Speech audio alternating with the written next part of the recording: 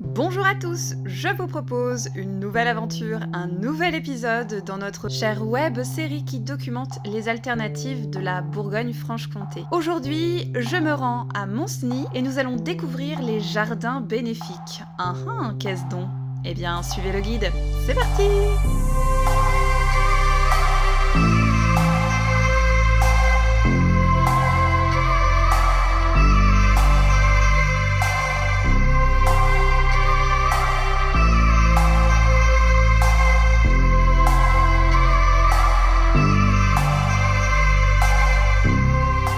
Bonjour Adrien, Bonjour Delphine.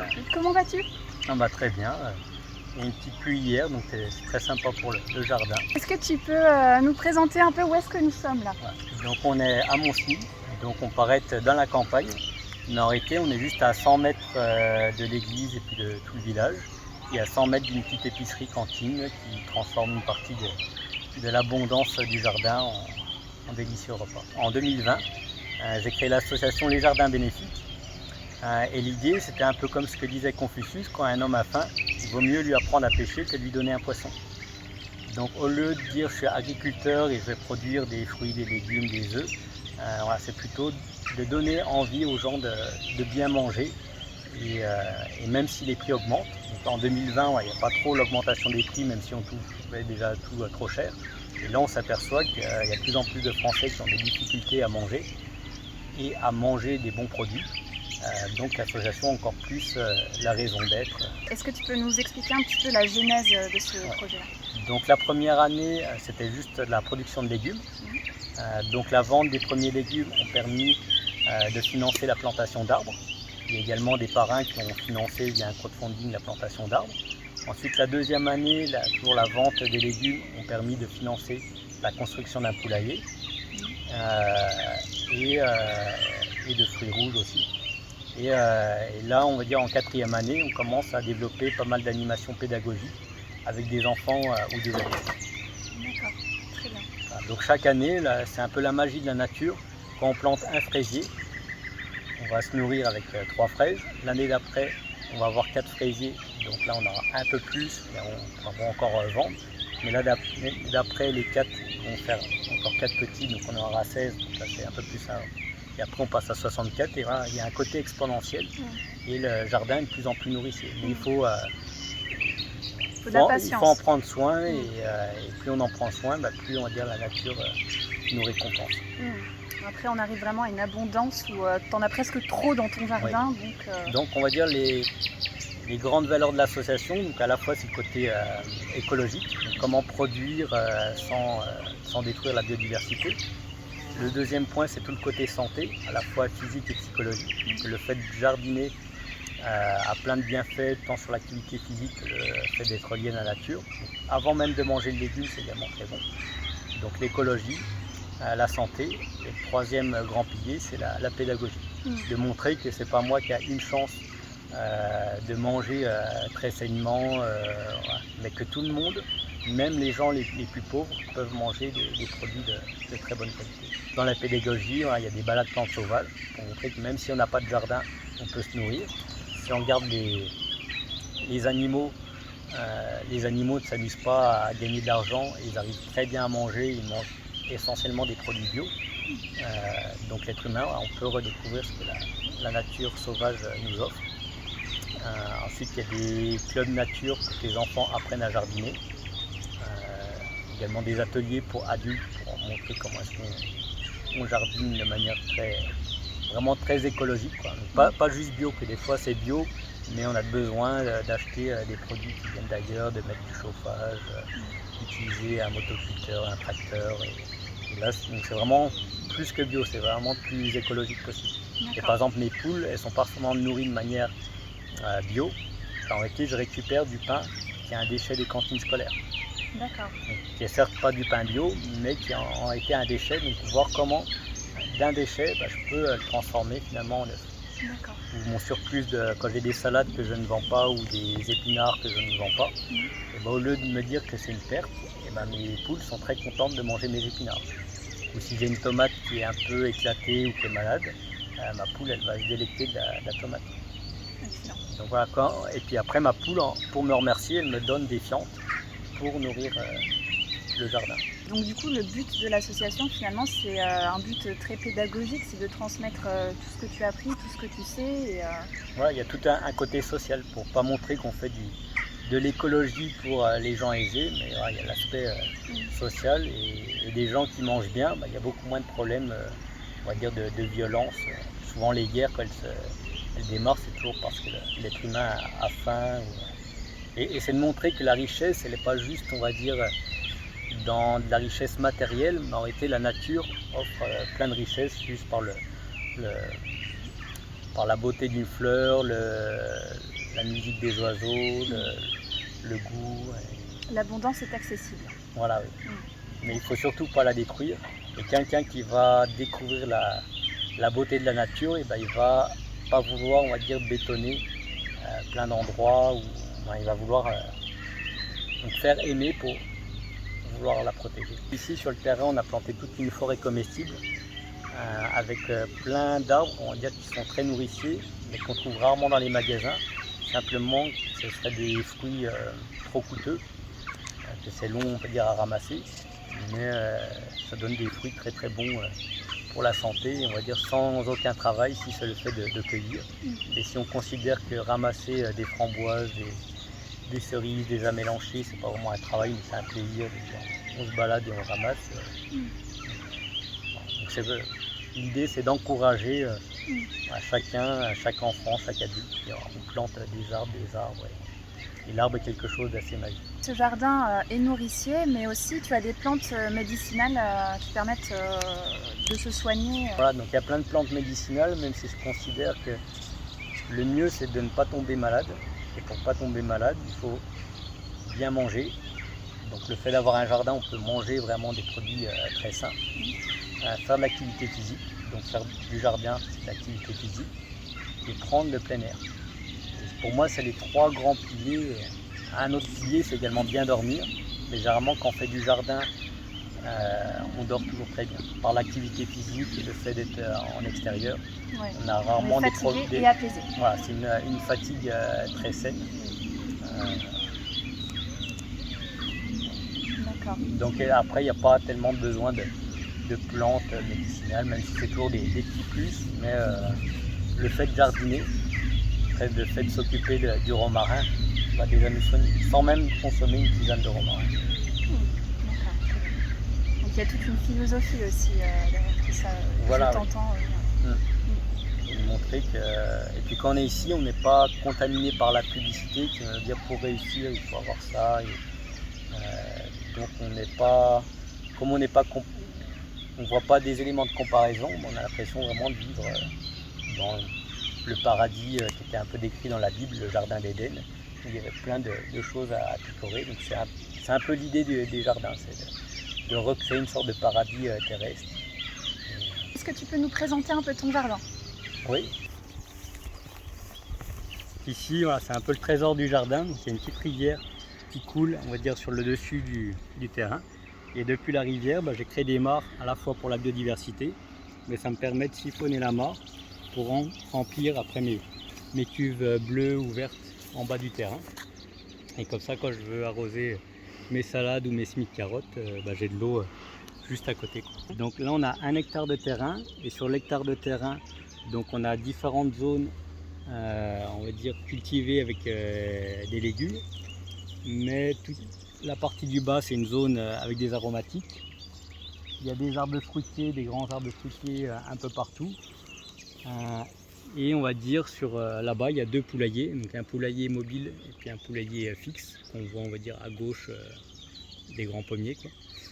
Et toute la partie qui est en haut, le projet, c'est de mettre des chèvres, donc en haut sur le talus où il y a beaucoup de ronces, pour pouvoir, on va dire, entretenir le haut du terrain, apporter du fumier qui va permettre de nourrir les légumes et faire du lait ou du fromage. Okay. Et comme l'idée, c'est un aspect pédagogique, si on a des animaux, ça donne envie aux enfants de venir. Et s'ils viennent pour apprendre à avoir des chèvres, ça peut leur donner envie ensuite de cultiver des salades, des navets, des tomates, des courgettes, des pommes de terre et plein d'autres légumes. Tu me feras penser à mettre des pantalons longs, tu me l'avais déjà dit, mais ça y est, je suis déjà piquée, tant pis. Donc voilà, on se fait piquer, mais c'est juste que l'ortie, donc celle-là je ne l'ai pas cultivée, mais c'est une plante très très nourricière, très riche en protéines, en fer, et après on peut également faire des purins. Mais pour l'homme, on l'a oublié, mais elle pourrait nourrir beaucoup de monde. Et elle pousse en bio et à 0 €. Donc voilà, l'ortie je ne l'ai pas cultivée, la mélanchée j'ai planté, mais chaque année il est de plus en plus généreux. Et derrière j'ai les framboisiers qui commencent à être de plus en plus généreux. Donc il y a 1 an j'ai planté 70 rejets de framboisiers et maintenant j'ai des milliers de rejets. Donc il faudrait que je les déterre à l'automne pour pouvoir en mettre partout. Donc je pourrais faire un champ de framboisiers. Donc au lieu de dire que les framboises ça coûte très cher, ça coûte 0 €, il faut juste prendre le temps de venir les désherber chez ceux qui en ont trop et pour les replanter chez soi. Quand on a un champ d'ortie, c'est une plante bio-indicatrice d'un sol très riche en matière organique et plutôt en humidité.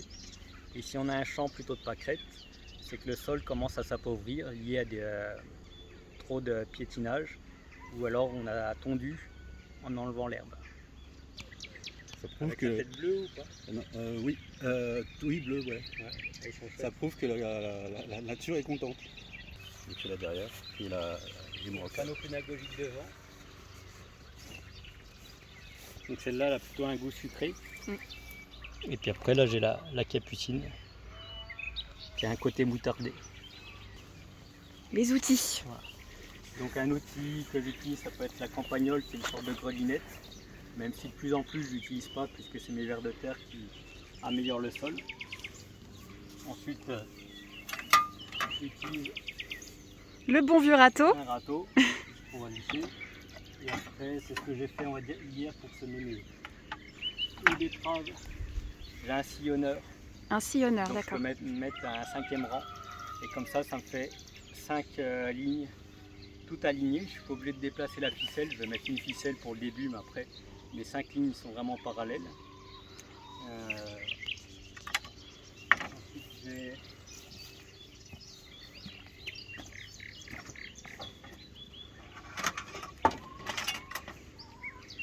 un petit sarclois. Qu'est-ce que Ça c'est? permet de désherber un petit peu. T'appelles ça comment, un Un sartois? sarclois ou à binette. D'accord. C'est mes outils principaux. Donc tous des outils récupérés en brocante. Ça c'est un outil un peu Multifonction. multifonction. Comme ça, je peux faire Ratisser. mettre mon sol à plat après avoir récolté des pommes de terre. Et puis après avec ça, je fais mon sillon pour pouvoir planter mes poireaux ou d'autres légumes. D'accord.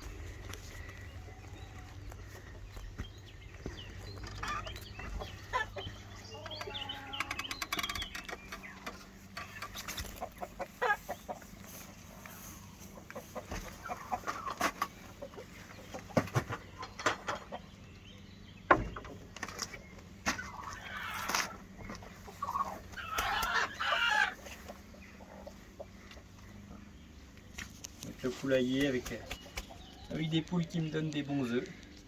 Salut les filles. Si on veut créer un bon poulailler, c'est important qu'il soit isolé du sol.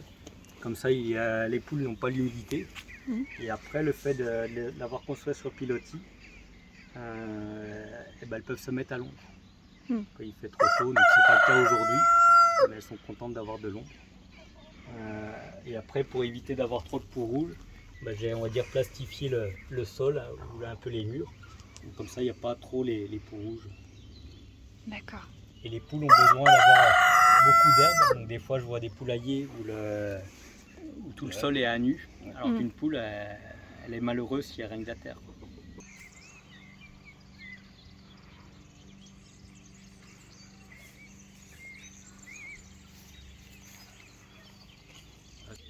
Et dans le temps, on fait ça aussi.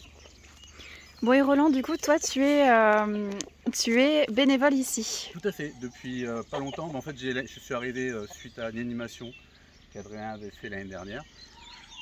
Et là, je me suis vraiment investi personnellement, ma compagne et même mon fils, hein, parce que j'ai mon fils, on a planté tous les poteaux là qui sont derrière toi, depuis ouais, début mai à peu près, vraiment actif.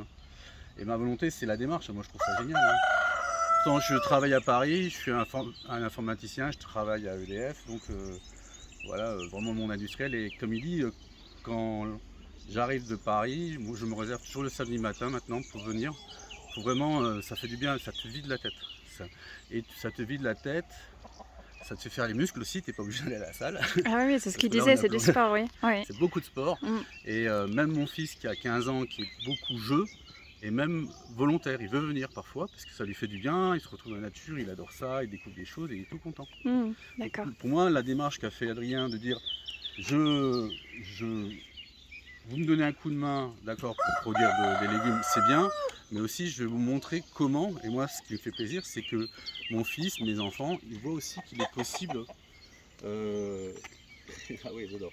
Il est possible de manger de ce qu'on peut produire à moindre coût et juste à côté de soi. Avant de manger la tomate, elle m'a déjà apporté un bonheur. Si je vois la tomate rouge qui est toute jolie, presque j'ose même pas la manger. Et je suis trop content de voir une grosse tomate rouge. Quoi. Le jardin bénéfique est un apport complet, du coup, pour c'est une le sorte corps et de- l'esprit, quoi. De santé Mm. holistique. D'accord.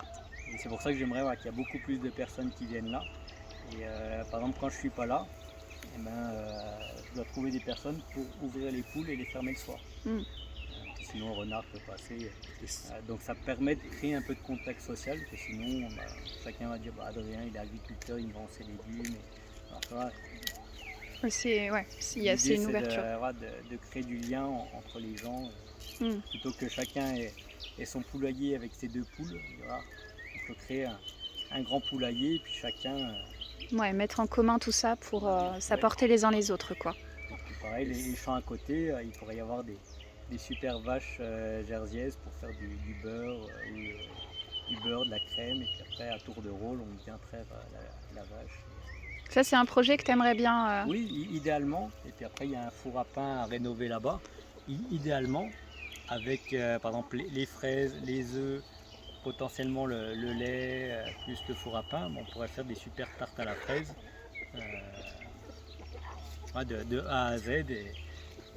Donc il y a des gens qui vont être plus attirés par le côté cuisine, d'autres personnes qui vont dire moi je m'occupe des chèvres pour le lait, moi je m'occupe des poules pour les œufs, moi je m'occupe des fraises, et puis et tous ensemble on fait des super repas. Et après ceux qui savent moins cuisiner, ils apportent leur joie de vivre par la musique, en jonglant. Et l'être humain, pour moi, il n'a pas besoin de beaucoup plus d'autre chose que de bien manger et d'avoir du lien social. En réalité, le lien matériel, c'est presque des choses qu'on a créées, mais on n'a pas. Avant de créer cette association-là, j'étais ingénieur, donc je développais des produits technologiques. Et ensuite, j'ai voyagé autour du monde pour savoir quels produits il faudrait que j'invente pour améliorer la vie des gens. Et en réalité, les pays où les gens sont les plus heureux, c'est les pays où les gens ont le plus d'amis. Oui, parce que c'est vrai qu'ici, on est un petit peu solo, quoi. Chacun, Alors, c'est un peu égoïste comme société. Quand on va en Afrique, c'est des pays où les gens cuisinent, tout est fait maison, et ils vont être à chaque fois 15 à manger. Donc il y a une sorte de fête à chaque repas, alors que là on mange un peu de manière tristounette tout seul devant son assiette, et des choses, produits industriels qui abîment l'organisme. C'est pour ça que la santé physique, simplement pour travailler dans les vignes, il y a beaucoup d'Africains qui ont la bonne condition physique, alors qu'en Europe, tout paraît difficile. Alors qu'il n'y a pas si longtemps, aller faire 3 km à pied, tout le monde le faisait pour aller à l'école. Et maintenant, 3 km en vélo, ça paraît énorme. Ça paraît énorme.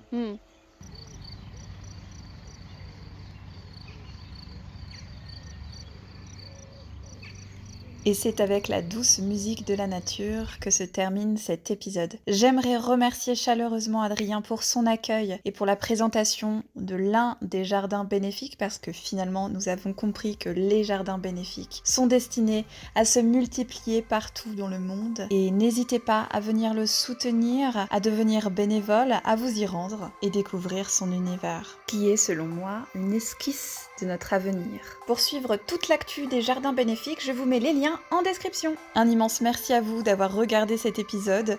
Je vous invite à mettre un petit pouce bleu et un commentaire bienveillant si vous souhaitez me soutenir. Et puis je vous mets le petit lien Tipeee si vous souhaitez devenir tipeur. En tout cas, je vous remercie une dernière fois et puis je vous souhaite une excellente journée, une excellente soirée, une excellente matinée. Amour et bienveillance sur vous. À bientôt!